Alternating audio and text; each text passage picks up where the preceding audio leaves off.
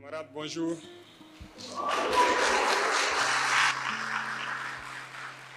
Je dois avouer que c'est avec un immense plaisir que nous sommes là ce matin pour ces échanges fructueux et aussi profiter et donner la suite de notre vision, les perspectives en cours pour que nous puissions ensemble tracer notre itinéraire, comme ils l'ont dit, rester sur cet itinéraire jusqu'à l'objectif final.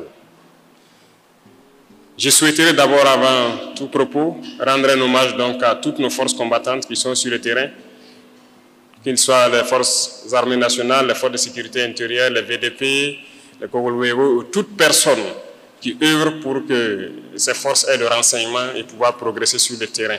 Nous leur rendons hommage et c'est grâce à eux que nous pouvons aujourd'hui nous retrouver donc, dans certaines forêts pour planter des arbres médicinales comme on a lancé ce matin. Et c'est grâce à eux que nous pouvons nous retrouver aussi ici pour pouvoir communier, échanger sur la question donc, du développement de notre patrie.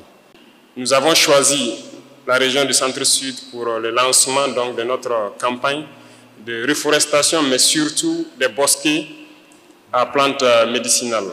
Parce que dans le système de santé, nous sommes dans une réforme pour prendre en compte nos plantes médicinales, qui sont donc des valeurs culturelles que nous avons depuis longtemps. Nos ancêtres se sont soignés à partir de ces plantes. Jusqu'aujourd'hui, nous nous soignons à partir des plantes. Nous voulons donc développer cet aspect pour que nous ayons le choix de nous soigner avec les plantes ou avec la médecine moderne ou en combinant les deux. Et d'ailleurs, nos chercheurs sont à pied d'œuvre pour nous permettre de nous recentrer sur nos plantes. Et je pense qu'ils ont déjà découvert beaucoup de médicaments à des dosages bien définis à partir donc de nos plantes médicinales qui contiennent des molécules naturelles et assez bien pour soigner beaucoup de maux. Donc, Manga est réputé pour sa médecine traditionnelle aussi. Donc, nous avons choisi d'être dans la région ici pour faire le lancement et l'activité va se poursuivre sur toute l'étendue du territoire, dans les différentes provinces et